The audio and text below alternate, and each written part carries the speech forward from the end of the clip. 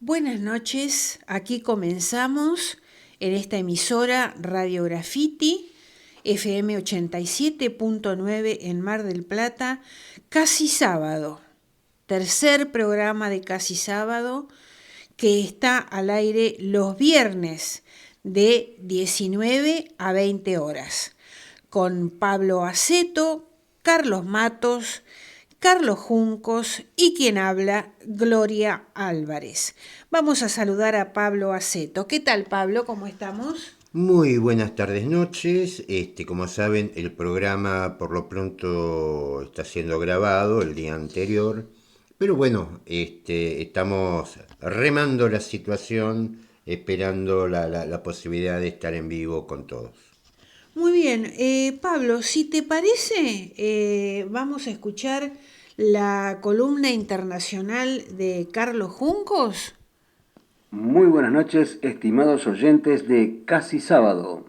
Este nuevo programa que realizamos junto a Gloria Álvarez, Carlos Matos, Pablo Aceto y quien les habla, Carlos Juncos. Todos los viernes de 19 a 20 horas por la FM 87.9, Radio Graffiti Mar del Plata. Sean todos muy bienvenidos a una nueva edición de la Columna Internacional. Bien, y para comenzar con la columna correspondiente a este viernes 19 de mayo de 2023, diremos que venimos disfrutando de unos excelentes días en nuestra ciudad. Increíblemente estamos a más de mediados de mayo y está haciendo un clima increíble, parece primavera. Días muy cálidos, muy lindos, con bastante humedad. Bueno, de hecho, ayer estuvo lloviendo durante la madrugada y bueno, nos dejó un día un poco gris, un poco nublado, pero también con un clima muy agradable. Ahora bien, pasaremos entonces a la columna internacional propiamente dicha. Y para ello vamos a dirigirnos a un país vecino, un país hermano aquí de América Latina, a Ecuador, donde el presidente de Ecuador, Guillermo Lasso, decretó este miércoles la disolución de la Asamblea Nacional, lo que vendría a ser el Congreso en Argentina. Esa Asamblea Nacional es de mayoría opositora y solicitó a la vez la convocatoria a nuevas elecciones. Esta decisión del mandatario, utilizando un mecanismo constitucional conocido como muerte cruzada, se produce en medio del juicio político iniciado en su contra por acusaciones de malversación de fondos públicos, algo que Lasso ha negado y calificado como una maniobra política para desbancarlo. La muerte cruzada permite al jefe de Estado disolver la Asamblea Nacional en tres escenarios. Si considera que los legisladores están obstaculizando su capacidad para gobernar, por graves crisis políticas y económicas internas, y cuando, a su juicio, el Poder Legislativo se arrogue funciones que no le competen. Así pues, con el decreto ejecutivo 741, firmado por el mandatario, se hace mención a la crisis política que atraviesa el país y además Lasso acusa a la Asamblea de un afán de desestabilización contrario a la obligación de colaboración y coordinación entre entidades públicas y poderes del Estado. Al realizar el anuncio de esta medida, el presidente Lasso dijo: "Esta es una decisión democrática, no solo porque es constitucional, sino porque le devuelve al pueblo ecuatoriano, a ustedes, el poder de decidir su futuro en las próximas elecciones". Esta es la primera vez que se aplica la muerte cruzada desde su introducción en la Constitución en 2008 bajo el gobierno de Rafael Correa. Bueno, ¿y qué sucederá ahora entonces? Una vez que Lasso activa este mecanismo, el Consejo Nacional Electoral dispone de 7 días para llamar a una nueva elección legislativa y presidencial, las cuales deberán realizarse en un plazo máximo de 90 días a partir de la convocatoria. El actual presidente Lasso podrá presentarse nuevamente como candidato a la presidencia en estos comicios en los que se arriesga a perder el poder por vía del voto popular. De ahí viene el término muerte cruzada, ya que tanto el presidente como la Asamblea Nacional pueden perder sus atribuciones. Hasta que se instale la nueva Asamblea Nacional, Lasso podrá gobernar por decreto, pero deberá contar para ello con un visto bueno previo de la Corte Constitucional. Por su parte, el jefe del Comando Conjunto de las Fuerzas Armadas, Comaco, de Ecuador, Nelson Proaño, aseguró a través de un video que junto a la Policía Nacional se mantendrán en su posición inalterable de absoluto respeto a la Constitución y las leyes. Proaño agregó que la decisión de Lasso de disolver la Asamblea está consagrada en la Constitución. Este miércoles, tras conocerse el anuncio de Lasso, la policía y miembros de las fuerzas militares rodearon la Asamblea Nacional y otros edificios de gobierno. Según le explicó a la prensa local el comandante general de la Policía Nacional, Fausto Salinas, el edificio principal y otras dependencias de la Asamblea Nacional se mantendrán bajo resguardo de ese cuerpo y de las fuerzas militares. Bueno, ahora bien, para ponernos un poco en contexto, tendríamos que saber de qué se acusa al presidente Lasso. Recordemos que es un presidente elegido hace muy poco, en el 2021. La maniobra de Lasso se produce un día después de que el mandatario presentara su defensa en el inicio del juicio político en su contra. El presidente niega que haya tenido conocimiento de una supuesta malversación de fondos públicos por parte de funcionarios que habrían otorgado de forma fraudulenta varios contratos de transporte de petróleo al principal activo de Ecuador. Lasso sostiene que esos contratos se firmaron durante el anterior gobierno del conocido Lenín Moreno, que gobernó entre 2017 y 2021, y que su administración solicitó a la Contraloría, lo que sería aquí el Tribunal de Cuentas, una revisión de esos contratos, de esas adjudicaciones. El mandatario exhibió el informe de la Comisión de Fiscalización, que fue rechazado por el Parlamento, obviamente, que recomendaba rechazar el juicio político por falta de pruebas, precisamente, y alegó que este proceso es una maniobra política malintencionada para desbancarlo. Lasso se enfrentaba a una posible destitución si la Asamblea, que está dominada en su gran mayoría por la oposición, conseguía una mayoría suficiente de más de 2/3 de la Cámara, es decir, al menos 92 del total de 137 asambleístas. La votación para decidir si se le destituía o no debía producirse en los próximos días en la Asamblea. Con su recurso, esta acción que ha tomado de la muerte cruzada, Guillermo Lasso evitó que eso ocurriera.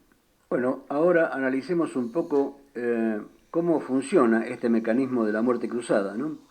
Tras el anuncio de Lasso, el Consejo Nacional Electoral, la CNE, tiene hasta 7 días para convocar elecciones. Estos nuevos comicios presidenciales y legislativos deben realizarse en un plazo máximo de 90 días tras su convocatoria. La CNE debe proclamar de forma oficial los resultados de los comicios en un plazo máximo de 7 días después de la votación. Si ningún candidato presidencial logró la mayoría absoluta de los votos válidos emitidos, se convocará a una segunda vuelta que deberá realizarse en por lo menos 45 días siguientes a la proclamación de resultados. Tras la votación, la CNE tendrá un plazo máximo de 7 días para proclamar los resultados electorales. La toma de posesión de los ganadores deberá ocurrir dentro de los 15 días siguientes, contando a partir de la proclamación de los resultados. Y las nuevas autoridades ocuparán su cargo únicamente hasta el 2025, cuando concluye el período constitucional actual, que es de 2021 a 2025, y deberá ocurrir la convocatoria de nuevas elecciones. El mecanismo de muerte cruzada no se podrá volver a invocar en lo que resta del período constitucional. Bueno, como podrán observar nuestros oyentes, Ecuador es bien representativo de lo que ocurre en muchos países de América Latina, incluido el nuestro, ¿no? Donde determinados grupetes que se hicieron con el poder en algún momento se paran de un lado de la grieta y empiezan a los gritos contra los otros y generan constantemente una desestabilización política y económica en estos países, en nuestros países, que por supuesto la agarpamos nosotros, no la agarpan ellos. O sea, ellos siguen haciendo su negocio, siguen jugando a la política, siguen diciendo lo que sea, utilizando cualquier recurso, tanto de un lado como del otro. No estoy poniéndome de ninguna de las partes. Estoy diciendo que aquí mismo, en Ecuador, van a convocar a nuevas elecciones, otra vez un enorme gasto electoral que va a pagar el pueblo ecuatoriano, y después otra nueva cantidad de tipos que se van a subir a los cargos y van a cobrar tremendos sueldos que también va a pagar el pueblo ecuatoriano, y nada más que hasta el 2025, porque es el periodo constitucional, o sea, van a estar apenas 2 años y ya tienen que llamar a elecciones de vuelta. Es decir, no les importa nada, en general no les importa lo que pase con la gente.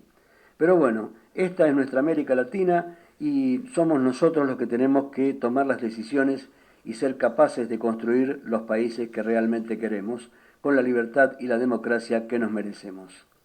Bueno, hasta aquí el informativo correspondiente a esta columna internacional del día de hoy. Les deseo a todos un excelente fin de semana, que lo pasen muy bien y nos encontraremos en el próximo programa. Muchas gracias, Carlos Juncos. Vamos ahora a una nota de Pablo Aceto. Con las renuncias de Cristina Fernández y Macri, se abren nuevas oportunidades. El dirigente del Partido Socialista Auténtico, Pablo Aceto, dijo que la ratificación de la renuncia de Cristina Kirchner, la renuncia a la candidatura de Mauricio Macri y al bajarse como candidato Alberto Fernández, nos están marcando un cambio de época en la política, como pasó en su momento con el menemismo, con el dualdismo o el alfonsinismo, con distintas circunstancias donde ya no hay un caudillismo o un caudillo que aglutine. Se empieza a dar el debate sobre el control de los recursos energéticos y mineros, toda esa riqueza que al país se le escapa por el costado porque ha sido extranjerizada. Hay gobernadores de ambos bandos que ya hablan de estas cosas, que hasta hace poco no se escuchaban porque estaban tapados por los caudillismos que solo aspiraban a mantener el poder siendo simples administradores del modelo de miseria del menemismo. Y agregó Pablo Aceto: lo que hay que impulsar es un debate político entre todos para ver si con todo lo que tenemos existe la voluntad de hacer un país. En definitiva, en esta nueva etapa que se abre, la cuestión va a ser si la política argentina se mantiene como administrador de la crisis o empieza a decidir en función de las necesidades estratégicas del país y de su pueblo. El debate se tiene que dar en todos los ámbitos, pero no con cualquiera, sino con aquellos que merezcan estar en el debate, los que ya hicieron un camino e hicieron de ese camino un negocio personal, mejor que se queden en su casa en todos los casos. Esta es la nota de Pablo Aceto en el portal Cazador de Noticias. Vamos a otro tema. El ajuste anual de alquileres está descontrolado. Llegó finalmente al 100%. Y se acentúa la angustia de los inquilinos. El ajuste anual de alquileres, como decíamos, llegó al 100,46% a partir del 15 de junio. La reforma a la ley de alquileres 27.551, que se implementó el año pasado y cuyo objetivo inicial pretendía asegurar a inquilinos y propietarios, terminó disminuyendo la oferta, retrayendo la posibilidad de desarrollar el negocio y además generando incertidumbre y dificultades para quienes se encuentran en la necesidad de alquilar. Si bien la Comisión de Legislación General de la Cámara de Diputados inició el debate de los proyectos que buscan modificar la ley de alquileres, tanto inquilinos como propietarios continúan regidos según lo impuesto por la ley vigente. En ese marco, el Banco Central de la República Argentina publicó el Índice de Contratos de Locación, el cual fue creado con el objetivo de establecer parámetros a la hora de celebrar contratos de alquiler y que determina el aumento anual que debe tener un contrato, según lo estipula la Ley de Alquileres. Es caótico no tener una oferta de alquileres para aquellos inquilinos que están buscando, y lamentablemente esta situación hace que ante la falta de oferta y el contexto inflacionario, lo poco que ingresa en alquiler a 36 meses, los valores vienen con aumentos. Bueno, una situación bastante grave con el tema de los alquileres. La gente busca alquilar y no encuentra, y si encuentra es a precios muy altos. Hay un problema que va más allá de una legislación. Lo que hay es un problema de ingresos. Sí. No es un problema ya de legislación, porque no hay ninguna legislación que a vos te garantice un ingreso tal para pagar un alquiler o hacer frente a un alquiler, que estamos hablando de posiciones bastante exigentes. Por ahí en un tiempo normal no, pero hoy por hoy con lo que gana la gente realmente claro, es muy poco. Digamos, el problema no está en la legislación alrededor de los alquileres, porque ninguna legislación va a solucionar por sí la falta de ingresos de la gente. Esto pasa con los alquileres, pasa con los alimentos, pasa con la vestimenta. No hay plata. Claro, no, estaba escuchando, por ejemplo, acá no hablemos de Buenos Aires, que los alquileres son más caros, pero en Mar del Plata un monoambiente, zona céntrica, cerca de la zona céntrica, entre alquiler y expensa son 110.000 pesos, 120.000, y la gente con los sueldos que hay, No, imposible. es imposible pagar ese alquiler, y estamos hablando de un monoambiente. Bueno, muy bien, pasamos a otra noticia. YPF aumenta 4% el precio de las naftas y el gasoil, cuando hace poquitos días en YPF habían dicho que no era necesario aumentar. Exactamente. La empresa YPF aumentó el precio de sus combustibles un 4% en promedio en todo el país para los distintos tipos de nafta y de gasoil, según lo acordado con el gobierno y el resto de las petroleras en el marco del programa Precios Justos. YPF comunica que a partir de las 8 del miércoles 17 de mayo aumentó el precio de sus combustibles un 4% promedio. Así se tiene en cuenta la modificación de mediados de abril. Por ejemplo, en Mar del Plata, los precios de YPF se ubicarían en 225 pesos con 57 por litro para la nafta super. La Infinia, 280 con 18. En cuanto al gasoil, el diésel 500 subiría a 236,39 y la Premium a 317,82 pesos. Bueno, eso ya te está explicando la mitad de la inflación que va a haber el mes que viene. Claro, o sea, este mes pasado de abril tuvimos un 7,8%. Un 8,7%, Un 8,7% de inflación. Y ya partimos, tengamos en cuenta que todo lo que es energía Claro, es la base de los costos tanto de logística como de producción, Sí. como de atención al público. Ahora, no entiendo acá qué pasó, algo tiene que haber pasado, porque el día anterior o 2 días antes habían dicho desde YPF que no era necesario aumentar. Bueno, A, fue lo- a los presión dos, de las petroleras. claro, Esto ya claro. lo venían en varios encuentros, venían hablando, entre otras cosas, una recomposición del producto que es nuestro. Claro, Nunca hay que olvidarse de eso, ¿eh? claro. Los países que son productores de energía, que no es nuestro caso, por más que nos quieran vender vaca muerta, esto, lo otro, nosotros somos un país con energía, no exportador de energía.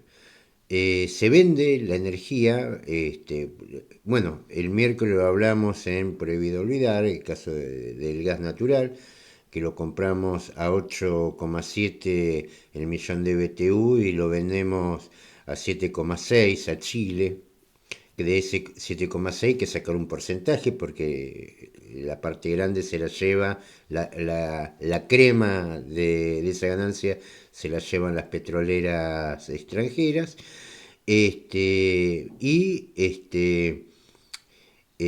Resulta, por ejemplo, que está cayendo el precio del crudo. Menos mal, si no, teníamos realmente complicados. Sí. Pero hay una demanda de las petroleras por el aumento del combustible. ¿Por qué? ¿Porque este es un mercado importante? No. Porque lo que buscan es que los argentinos consumamos la menos cantidad de energía posible para ellos tener más margen para exportar. Para exportar. Exactamente. Claro. Bueno, Pablo, ¿qué te parece ahora si escuchamos la columna de Carlos Matos? Muy bien, enseguida. Hola Gloria, ¿cómo estás Pablo? Hola Carlos, ¿cómo están? La lámina perdida, la lámina que nos hace falta. El jueves 18 iniciamos la semana de mayo. El primer día que uno usa la escarapela hasta el 25 de mayo, propiamente dicho. Esta costumbre la traemos prácticamente desde la escuela primaria, aunque también hay que destacar que en muchos casos se ha perdido. La semana de mayo, semana en que las revistas infantiles, Anteojito en su momento y Villiquen también, publicaban láminas con personajes, personalidades y dibujos alusivos al 25 de mayo de 1810. Normalmente en las páginas centrales aparecían los distintos próceres de la primera junta. Alguna que otra vez, un cabildo para armar. Un cabildo que aparecía un poco más largo, con diferentes proporciones a las que uno conoció cuando tuvo la posibilidad de visitar el Museo de la Revolución en Buenos Aires. Pero ese es tema para otro programa. De niño grabamos en nuestras retinas y en nuestros oídos cuando nos leían y nos contaban, siendo más chicos todavía, los acontecimientos del 25 de mayo de 1810. El cabildo abierto, el intento de una primera junta y después la primera junta definitiva con Cornelio Saavedra a la cabeza. Ya en la adolescencia profundizamos en las diferentes corrientes internas de la primera junta, saavedristas y morenistas. Según algunos autores, saavedristas conservadores y morenistas más radicalizados. Debo confesar que siempre tuve una gran simpatía por la vida y la obra de Mariano Moreno. Pero volvamos al tema que nos ocupa, la lámina perdida, la lámina que nos hace falta. Cuando pensamos en nuestra independencia, recordamos las láminas del 25 de mayo de 1810, o, mejor dicho, las láminas que nos recuerdan el 25 de mayo de 1810. Y después, por supuesto, las del 9 de julio y la Casa de Tucumán. Esa iconografía, creada en su momento y promovida, estaba orientada a generar una identidad nacional. Este hecho se dio prácticamente en todos los países de América Latina. Pero resulta que hubo otro 25 de mayo, el de 1809, el 25 de mayo en Chuquisaca. Ese fue el primer chispazo y la consecuencia el 25 de mayo de 1810. ¿Por qué no recordamos ese 25 de mayo? Porque en tal caso éramos el mismo pueblo americano. ¿Por qué no aparecían en las láminas escolares, en las dos revistas mencionadas y generalmente en los manuales? ¿Por qué no aparecía esa lámina? Qué diferente sería nuestra conciencia, una conciencia de una patria grande, si tuviéramos en nuestra memoria de niños, de niñas, de infantes, aquella movida, aquel chispazo de libertad en Chuquisaca, el 25 de mayo de 1809. ¿Por qué no celebramos el 25 de mayo de 1809? ¿Por qué el 25 de mayo de 2009 nos pasó tan inadvertido? Como en las grandes tradiciones en las que se busca la palabra perdida, necesitamos recuperar imágenes perdidas.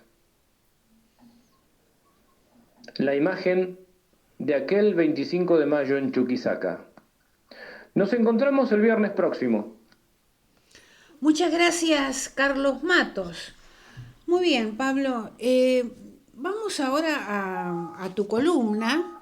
Tu columna se llama Inversiones, quiebras y medio ambiente. ¿De qué se trata esto, Pablo? Hay, bueno, un poco la idea del programa para un viernes a la noche es tratar de reflexionar, mostrar algunas cosas que por ahí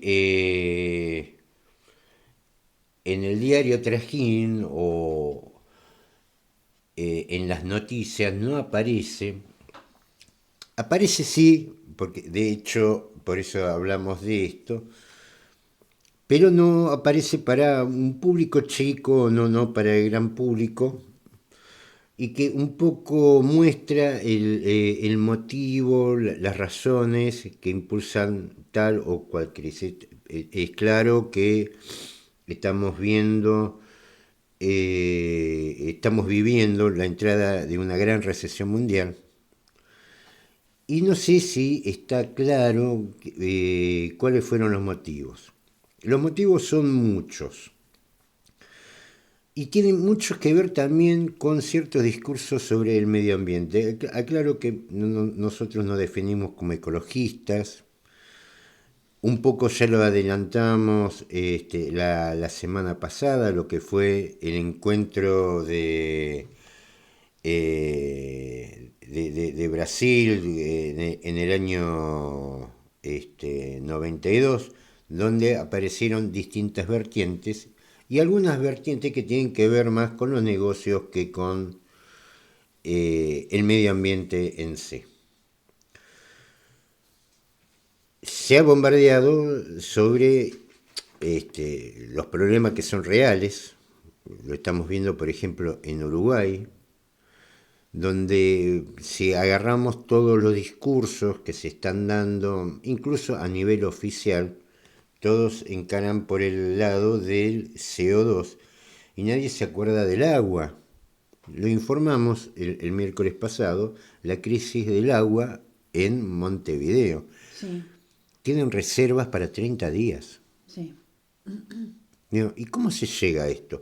¿Cómo puede ser que bancos, organizaciones no gubernamentales, gubernamentales, continentales, extracontinentales, están todos pendientes de el medio ambiente? Resulta que la Argentina pasa por una enorme sequía y Montevideo tiene, ¿desde cuándo tuvo Montevideo problema con el agua? Yo nunca lo había escuchado. Yo sí, en los libros de historia, hemos vivido épocas en lo que es la pampa húmeda de sequías, de inundaciones por otro lado, pero realmente, a ver, Uruguay está rodeado por ríos. Yaguarón en el norte, el Uruguay, Río de la Plata, tiene problema con el agua dulce. Bueno, esto tiene mucho que ver con los discursos a media tinta de algunas organizaciones. Por supuesto, estas cosas que nos llega acá, hay que verlo y estamos tomando distintos viernes para ir tocando uno por otro en todo lo que sale de este programa y en Prohibido Olvidar está en el canal Prohibido Olvidar en YouTube para aquel que lo quiera ver, recordar y tener recordar los números que por ahí largamos y que lógicamente en el momento se pierden. Hay una de las gigantes inversoras de fondos comunes de inversión que entre ellos manejan los fondos comunes, los fondos de pensión. La más conocida, la principal en el mundo, es BlackRock. BlackRock, que fue fundada por su actual gerente ejecutivo, Larry Fink, se dedican a manejar la plata de los demás. La plata mía, tuya, de los jubilados. Más o menos BlackRock maneja inversiones por 10.000 millones de dólares, verdaderas fortunas, con lo que logran posicionarse en el mercado de una forma tangible. Por lo común, cuando se hablan de este tipo de empresas, si yo le hablara de BlackRock o Vanguard, ¿alguien las conoce? No las conoce nadie, salvo los que Por lo menos acá no se los conoce en ningún lado del mundo. Por eso ellos no buscan la fama, ellos lo que buscan son las ganancias, en eso se manejan. Pero esta empresa que maneja verdadera fortuna junto con otras, logran una fuerte influencia en algo que, por ejemplo, en Estados Unidos no está penado por la ley, que es el cabildeo. El cabildeo es la relación entre sectores privados y el gobierno. De ahí viene, estamos 25 de mayo, cabildeo. Por ejemplo, en cabildeo, y esto es dar plata a funcionarios, apoyar campañas políticas. En el 2022, en cabildeo, BlackRock dio entre 2.300 millones de dólares. Pero no solamente eso, sino que también su punto de influencia, dado por la plata que maneja, también mete funcionarios en el gobierno. Es decir, en cierta forma, son el gobierno. Por ejemplo, Eric Van Nostrand, ex gerente de investigación y directivo de BlackRock, está a cargo del Departamento del Tesoro de Estados Unidos. Mike Pale, gerente de inversiones estratégicas. Es el actual asesor económico de la vicepresidenta Harris. Bray Dees, gerente global de inversiones sustentables, y empezamos a entrar en el tema, es el principal asesor económico de Biden. Wally Adelson es subsecretario de Hacienda, también funcionario de BlackRock. ¿Qué es lo que se dedica esta gente? Bueno, en principio, una cobertura mediática. BlackRock y Vanguard, que son empresas afines, se dedican a lo mismo. Entre los dos, por ejemplo, tienen una fuerte influencia en todo lo que son los medios de difusión. Time Warner, Comcast, Disney, News Corp, por ejemplo, entre los dos tienen el 18% de Fox, el 16% de CBS, el 13% de Comcast, que es una empresa que a su vez aglutina otras fiduciarias, por ejemplo NBS. ¿Qué son? ¿Canales de televisión? Son medios de difusión. Medios de difusión. Sky, el 12% de CNN, por ejemplo, el 12% de Disney, el 2,7% de Google. A ver, por supuesto, esos porcentajes, es mucho, ¿no? Esos porcentajes no le permiten, ni tampoco les interesa, manejar la dirección de las empresas.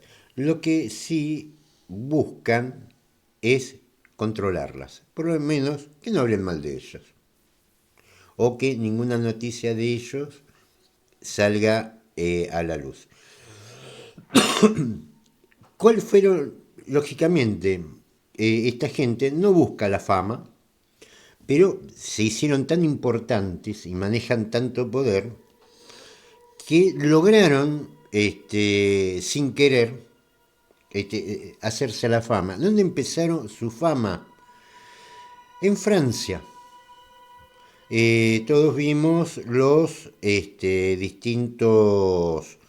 las distintas manifestaciones por lo que ha sido la reforma previsional en Francia, sí, donde se elevó la edad jubilatoria. Hay que decir que en Francia la jubilación es estatal, como acá, pero los fondos para inversiones se lo destinan a BlackRock. Es decir, es de gestión estatal, pero el Estado le cede los fondos para que lo maneje esta inversora. Un privado. Un privado. ¿Cuál es el criterio? Los franceses sabrán. El tema, y que incluso hace un par de meses, un grupo de manifestantes, que si bien todas las manifestaciones se dieron contra el gobierno de Francia, un grupo de manifestantes se metió en las oficinas de BlackRock,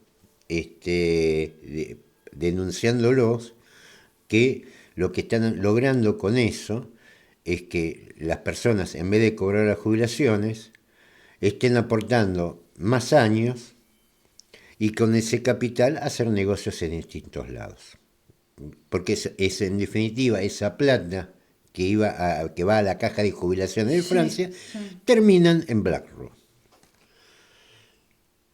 Y acá entramos a lo que es, que habíamos hablado sobre el tema de la vivienda, y un poco también lo que es lo que han sido las crisis bancarias. En Estados Unidos, y esto es muy parecido a lo que pasó en la crisis del 2008, BlackRock ha utilizado los fondos que maneja, especialmente lo de los fondos de pensiones, para comprar inmuebles, pero a maneras industriales. lo que causó un aumento sustancial en el valor de la vivienda. ¿Qué es lo que causó eso? Pero estamos hablando de ciudades, viviendas particulares. Eso lo que produjo fue una burbuja donde el aumento de la propiedad se escapó a la posibilidad de la clase media trabajadora norteamericana. Incluso se le escapa la posibilidad de alquilar. Digamos, esto, si lo analizamos también en Cava, vamos a encontrar mucho de esto. Porque a veces no es solamente aquel que se jubiló y compró alguna propiedad para apoyar a la jubilación. También hay de estos fondos que, lógicamente, con la plata de los demás, terminan copando el mercado. Sí. Eso también generó una serie de inversiones que a la hora de la crisis, como lo hemos visto ahora, por ejemplo, en lo que fue Silicon Valley Bank, Silvergate Bank, Signature Bank, cuando se le escaparon los depositantes que se fueron a las mayores tasas de interés del Tesoro norteamericano, cuando fueron a los activos, por ejemplo, los inmobiliarios, se encontraron que valían mucho menos. ¿Por qué? Porque fue tan artificial la compra de viviendas que a la hora de la verdad no valían lo que valían. Valían mucho por la compra sistemática, pero que después el mercado no tenía el mismo rendimiento y provocaron la quiebra de estos bancos que después fueron absorbidos por otros bancos más grandes.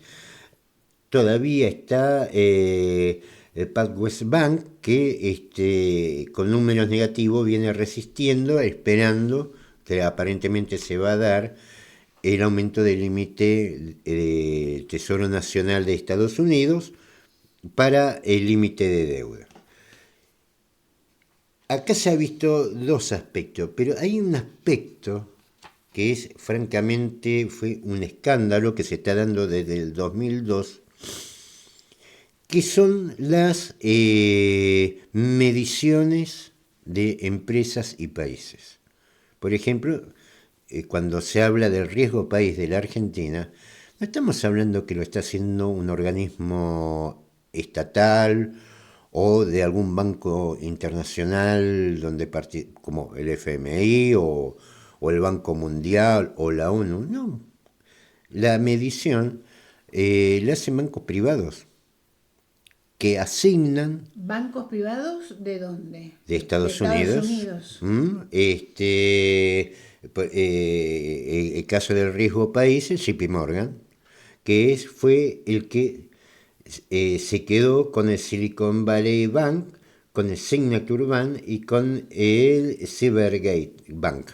Te hago una pregunta. Decime, ¿y el riesgo país no se puede medir acá en la Argentina? O lo tendrá que medir algún organismo independiente, porque en definitiva el banco privado es uno de los que nos prestaron, y por otro lado es el que nos califica y nos aumenta los intereses cuando quiere, Claro. de acuerdo a su criterio, ¿no? Lo mismo pasa con el BlackRock. El BlackRock tiene el índice ESG. ¿Qué significa ese índice? En inglés sería ambiente, environmental, algo así, social y gerenciamiento. Gerenciamiento habla sobre lo que es la eficiencia,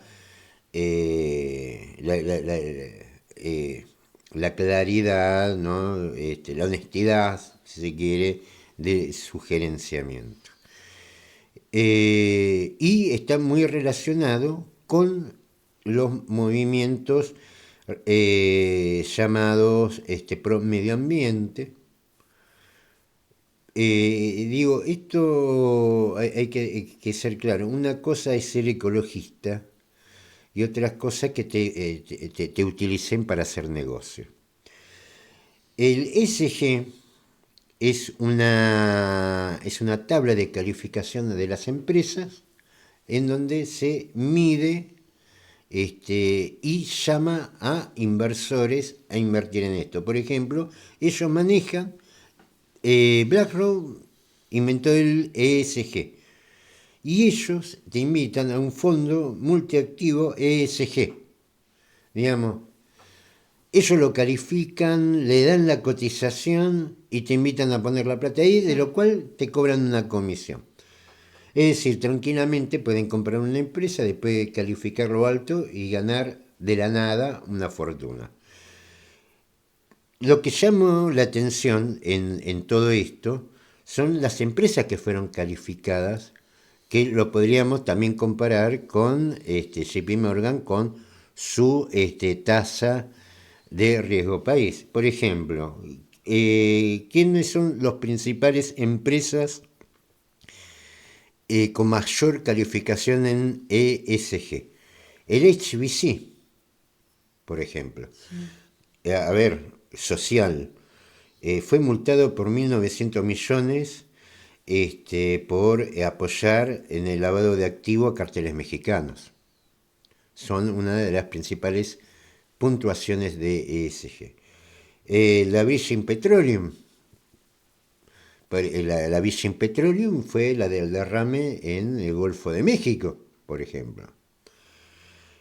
Elon Musk en mayo del 22 hizo una fuerte crítica a través de su Twitter que decía que Tesla, que son autos eléctricos, que también, digamos, eso de que son ecológicos hay que ponerlo en duda, pero evidentemente es mucho más ecológico, de acuerdo a su queja, que Exxon, que es la petrolera norteamericana, que había en Prince Williamstown, había derramado 11 millones de galones de combustible.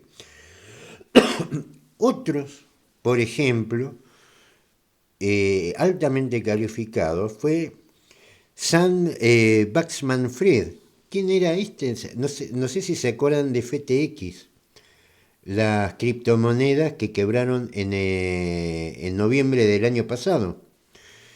Tenía la más alta calificación, pero la más alta calificación la obtuvo poco tiempo antes de su quiebra. Es decir, la alta calificación le sirvió para que FTX recibiera mucho dinero en inversión y al poco tiempo quebró, haciendo perder mucha plata de gente. Entonces, estas son también las cuestiones y estos son los mecanismos que hay que tener en cuenta cuando vienen ciertos discursos, cuando viene un banco y te habla de medio ambiente, empezá a desconfiarle porque algo raro hay. Con esto no queremos descalificar a todos, pero evidentemente hay que tener cuidado en las cosas que se plantean y en las cosas que se impulsan y en las referencias que se quieren. Tenemos lo que es el ESG, que teóricamente es una calificación a las empresas por salvar el medio ambiente, y estamos viendo de que muy por lo contrario se convirtió en un negocio que poco tiene que ver con el medio ambiente. Muy bien, Pablo. Nos estamos yendo, nos vamos, nos volvemos a encontrar el viernes que viene por Radio Graffiti FM 87.9 con Casi Sábado. Nos vamos escuchando el informativo criollo a cargo de Carlos Juncos y un tema musical. Hoy vamos a escuchar a Gilda. Hasta el viernes.